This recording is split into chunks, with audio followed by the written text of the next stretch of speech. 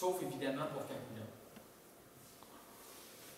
Donc, ici, on est sur la rive nord. J'ai juste pris une section. Il y a des sections ici qui sont en bleu, puis il y a des sections en rouge, comme ici quand on arrive à Trois-Rivières. Des sections en bleu, en rouge, en bleu, etc. Ici, du côté de, évidemment, vous allez reconnaître un peu la MSC des Chenaux, on a des sections qui sont surtout en bleu. Et en bleu, ça signifie qu'on est parallèle à la conduite du gazoduc TQM. Alors que les sections en rouge, c'est qu'on s'en décarte. Donc, on peut voir qu'à Trois-Rivières, on est loin du gazoduc, tandis qu'ici, on est beaucoup plus proche. Il y a des stations de pompage, il y en a une à Trois-Rivières, c'est celle qu'on retrouve en amont, si je puis dire, sur l'oléoduc, et la prochaine, c'est à Donnacona. Donc, si on regarde les distances, dans chacune des municipalités, Notre-Dame-du-Mont-Carmel, on a 8 km, Saint-Maurice, 6,8, à Champlain, 9,6 km, Saint-Luc-de-Vincennes, 2 km environ, et à Batiscan, 6,5 km, Sainte-Geneviève, 4,8 km, Sainte-Anne-la-Pérade, 12 km, etc. Mais il faut bien se rendre compte que ça passe d'une municipalité à l'autre, mais il peut y avoir des impacts. C'est pour ça que la section que je vais considérer, c'est plutôt le tronçon de Champlain à presque Sainte-Anne-la-Pérade. Donc, parmi les variantes, la première variante qui avait été estimée, c'est de passer près du gazoduc, ici à Trois-Rivières, mais c'est vraiment, pratiquement maintenant, il y a beaucoup de nouveaux développements. Ça ne les a probablement pas tentés. Et ils sont allés vraiment au nord, donc à la limite de la municipalité. Ici, il y a la Tourbière, l'aéroport est à peu près ici. Donc, ils ont contourné, ils se sont dirigés vers Saint-Étienne-des-Grès. Ils ont vraiment suivi les limites de la ville de Trois-Rivières et ils ont repris ici au niveau de l'autoroute 40. Ils ont repris et le gazoduc et l'autoroute 40 pour filer vers Québec. Et comme on peut voir, il y a eu des petites variations, mais ça demeure mineur. On voit des petites sections ici en vert, mais ça demeure mineur. Donc, on le voit ici à l'échelle des municipalités, on voit plus le tracé, c'est une carte de Trans-Canada. Et on peut voir qu'on traverse la rivière Batiscan, évidemment, et puis ici, ce qu'on voit, c'est l'autoroute qui est en jaune. Les points roses, c'est l'oléoduc. Donc, ici, à Batiscan, on regarde la rive ici à partir de la section Champlain, si on peut dire. Et puis, ça traverse la rivière Champlain. Il y a des vents, ce que vous voyez ici, là, avec différents chiffres. C'est les rivières, c'est les cours d'eau. Alors qu'ici, ce qu'on voit avec ça ici, ce sont les changements au tronçon. Et on a des vannes, comme on peut voir ici, BV64. Ça, ce sont des vannes, comme il y en a deux de chaque côté de la rivière Batiscan. On voit aussi le kilométrage, donc on a 15 km, 16, 17, 18, 19, 20 km, etc. Donc, ce sont les cartes qui sont fabriquées par le groupe UDA pour TransCanada, qui au début, on avait que ces cartes-là, et c'était pas tout à fait intéressant parce qu'on ne voyait pas bien les lots, on ne savait pas trop comment se situer par rapport aux propriétaires qui nous demandaient des informations à ce moment-là en 2013. Maintenant, si on regarde les zones humides, c'est vraiment intéressant de noter qu'au Québec, évidemment, il y a dans le secteur aussi Picard, dans le Bas-Saint-Laurent, mais avec la Naudière au niveau de la Noret, on est la section ici là, où il y a vraiment le plus de zones humides, le plus de tourbières qui risquent d'être impactées par le projet de l'oléoduc. Donc, si on regarde le tracé de l'oléoduc, vous allez voir ici, là, en rose, c'est l'oléoduc, et là, il y a des petites zones, des renflements, là, comme on peut voir en jaune, ce sont des zones humides qui ont été étudiées par des consultants avec TransCanada. Donc, on peut voir qu'il y a des sections ici le long de l'autoroute 40, on le voit très bien quand on circule sur l'autoroute, on est en zone humide, et c'est sur des kilomètres et des kilomètres. Donc, on peut voir ici aussi en arrivant à Batiscan, il y a des zones humides. Et à Sainte-Geneviève, il y en a un petit peu, et puis ça va vers Sainte-Anne, etc. Dans ces zones humides-là, évidemment, il y a des reptiles. Il y a des reptiles qui sont à statut précaire, donc il faut qu'on fasse des relevés. Donc, il y a des stations d'observation des reptiles. Il y en a eu en 2013, 2014, 2015, il y en aura peut-être encore cette saison-ci. Et on peut voir que ici, je n'ai pas toutes les stations, mais j'ai juste une section où on retrouve des espèces qu'on pourrait dire à risque, là, des espèces, ça peut être soit des reptiles ou des amphibiens. On le voit par des cercles ici là, qui sont en vert. Donc, sur les cartes plus loin, on les verra plus précisément.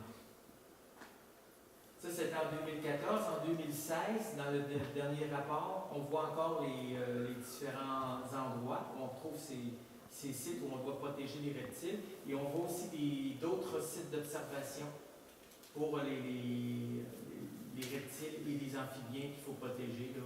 Il y a les couleuvres, évidemment, il y a etc. On va voir la liste tout de suite après. Là, je crois qu'elle est ici.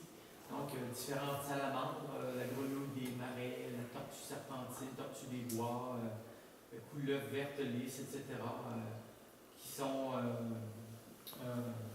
susceptibles d'être désignées, menacées ou non. On voit dans ce tableau-là. Ce sont les espèces qui ont été étudiées, si je peux dire, par les consultants de TransCanada. Évidemment, ils font des inventaires plus complets. Mais celle qui va faire peut-être changer la donne ou faire modifier le tracé, ce sont ces espèces-là. Si on regarde le territoire de Vatican, j'ai tiré ces graphiques-là, vous allez voir bientôt, du site Infosol. C'est un site qui a été mis en œuvre, je crois, par la MAPAC, mais en tout cas, c'est très pratique parce tout le monde peut s'en servir. On a juste à se composer un mot de passe, même de 3 caractères, je crois, et ça fait le travail. Et on peut, à partir de là, visualiser les limites municipales. Évidemment, c'est sur un fond Google, mais il y a aussi des fonds sur des photos aériennes, etc., qu'on peut utiliser. Donc, vous avez ici la municipalité de Champlain, la municipalité de Vatican. Et ici, ce qu'on peut voir en plus, ce sont les bassins versants. Ce qui est quand même utile pour essayer de prévoir quelles seraient les conséquences d'un déversement à un endroit sur le territoire. Donc, je n'ai pas pu mettre le tracé de l'oléoduc surimposé à ces cartes-là. Je n'ai pas eu le temps de le faire. Puis le logiciel d'Infosol ne le permettait pas, en tout cas pas avec la version, si on peut dire, qui est disponible en ligne. Mais c'est juste pour vous montrer qu'on a certaines zones où, si le bassin versant se verse directement au fleuve, donc il y a des petits secteurs comme le 17 km² ici, le 17 km² du ruisseau Pépin. Il y a ici, du côté de Vatican, village, on peut voir qu'il y a une zone de 17 km².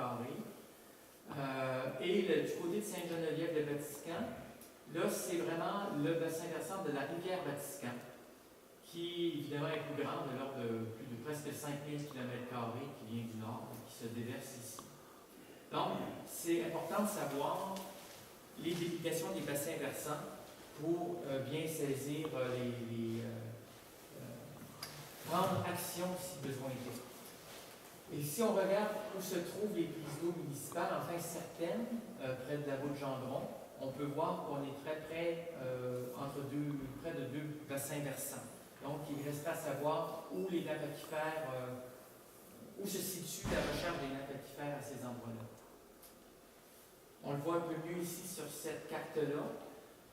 Selon ce que j'ai lu sur le site de la MRC, c'est sur les lots 219 et 220 de l'ancienne dénomination du cadastre de Vatican qu'on retrouve les prises d'eau municipales. Donc, comme on peut le voir, si c'est dans la partie nord du lot, on est dans un bassin versant qui est celle de Vatican. Si on est dans la partie sud du lot, on se retrouve à côté fleuve, vers l'île Saint-Éloi. Ici, on a une carte des zones agricoles à Vatican. La carte n'est pas orientée tout à fait en nord, mais on peut voir ici le Champlain-Vatican, c'est cette zone-là. C'est la zone finalement où on se retrouve à plus faible altitude et le long de la rivière. Ici, on se retrouve à Sainte-Geneviève, de l'autre côté de l'autoroute 40. Toujours sur Infosol, il y a moyen de visualiser, ça fait joli, n'est-ce pas? Ce sont tous les terrains avec les zones agricoles avec en jaune, je crois que c'est le maïs, etc., soya en orange, etc. Donc, il y a moyen d'une année à l'autre, on peut faire même reculer de 5 ans, je crois, pour suivre si un champ, un lot a été en friche, qu'est-ce qu'il y avait comme culture à cette année-là. Ça, ce sont les sols, c'est à peu près la même échelle. Donc, on peut voir que les sols arables sont surtout ici. On se retrouve ici avec un territoire forestier. Ici, on a des zones de tourbières. Et l'oléoduc va passer à peu près dans cette zone-là. Les infrastructures à Vatican, là, évidemment, je ne mentionne pas toutes les routes et chemins, mais ce qu'il faut noter, c'est qu'on a des zones où il y a des prises d'eau, comme ici, là, près de la voie ferrée, comme je dis, la route Gendron. Il y a un autre endroit ici là, que je ne connaissais pas. Je ne sais pas sur quelle eau il est, mais peut-être quelqu'un de la municipalité pourra me le dire à un moment donné. C'est tout près de la bretelle d'autoroute.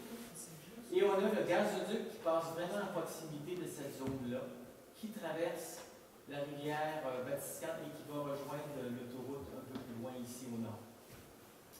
Et on a le chemin de fer, évidemment, Québec-Étienne. Et on a des puits d'eau potable aussi. Des puits d'eau domestiques, certains sont probablement utilisés par des agriculteurs, d'autres je ne sais pas. Comme on peut voir ici, là, il y en a quelques-uns dans le secteur d'où on se trouve présentement. Hein. Je ne sais pas s'ils sont en fonction. Si on arrive à Champlain, il commence à en avoir, on pourrait dire que ceux-là, ça dépend évidemment des bassins versants. Et ici, il y en a ceux qui sont à Sainte-Geneviève sont de ce côté sud, là, sont encore utilisés. Ah, ok. D'accord. Les autres, non, pas Vatican. Donc, à Vatican, il y a 70 lots qui sont traversés. Là, il y a moyen de savoir combien de propriétaires, combien de copropriétaires. C'est un exercice que je n'ai pas fait, mais je vais au moins vous montrer le tracé. Donc, ces cartes-là que vous voyez, c'était des cartes que je crois qui étaient aussi disponibles lors des séances portes ouvertes de TransCanada. Donc, on a le tracé de l'éoduc ici en jaune. On a l'autoroute 40 ici. On a des points ici en rouge qui sont des sites d'observation où il y a une flore à protéger. Avec certains numéros comme PR5 qui correspond à peut-être une fougère ou à une autre plante particulière. Ça n'apparaît pas dans les documents de TransCanada. Il faut demander l'autorisation probablement à TransCanada pour connaître l'espèce, pour savoir de quoi il est question. Mais probablement qu'avec aussi les organismes du gouvernement, le ministère de l'Environnement, on pourrait aussi savoir de quoi il s'agit précisément. Donc, ici, on se rapproche de la rivière Champlain, des différentes boucles de la rivière Champlain. On traverse ici le rang du village et on va ici en zone plutôt boisée. Puis on peut voir ici qu'il y a comme une zone qui est dégagée. Je ne sais pas si vous voyez, mais c'est un petit peu plus pâle, là. Et ce qu'on voit finalement, c'est que c'est le gazoduc TQM. Sur une autre version des cartes du groupe UDA, on peut localiser et l'oléoduc, et le futur oléoduc, et le gazoduc qui est en vert ici. Vous devez le voir, là. Donc, on voit qu'ils ont essayé de suivre les infrastructures déjà présentes, que ce soit l'autoroute ou le gazoduc. À certains endroits, ils ont contourné. Bon. Je n'ai pas examiné, je le fais parfois quand on me fait une demande, pourquoi ils auraient privilégié tel qu'un autre. Ça peut être simplement parce qu'ils ne se sont pas entendus avec le propriétaire était difficile à rejoindre, peu importe la raison. Mais ils ont traversé un petit peu au sud et puis ils ont rejoint le gazoduc à ce niveau-là, une fois la rivière traversée. Donc, on est autour de la 40, donc encore là, excusez-moi, l'oléoduc suit la 40. Là, on était parti de 12 km, on est rendu au 16e kilomètre ici, 17e kilomètre. Et donc, on continue. Il n'y a rien de très apparent sur ces cartes-là, sinon les numéros de l'eau, ça peut être important. Certains cours d'eau qui sont représentés ici en bleu. Et on arrive près de la bretelle de l'autoroute 40. Où on est ici, c'est la limite de Vatican à Sainte-Geneviève. Donc, ici, on est à Sainte-Geneviève. Le Léoduc, quand il arrive ici, il est à Sainte-Geneviève. Il y a encore ici une zone où il y aurait une protection au niveau des plantes. Je ne sais pas de quelle plante il s'agit. Et on traverse le cours d'eau, qui est quand même assez large à cet endroit-là. Ça fait presque 200 mètres. Plus que 200 mètres même. Sur une autre, la même carte, on peut voir le gazoduc. Donc, on voit que le léoduc, il est un petit peu au sud. Le léoduc est un petit peu au sud du gazoduc qui est en vert. Et ici, il traverse.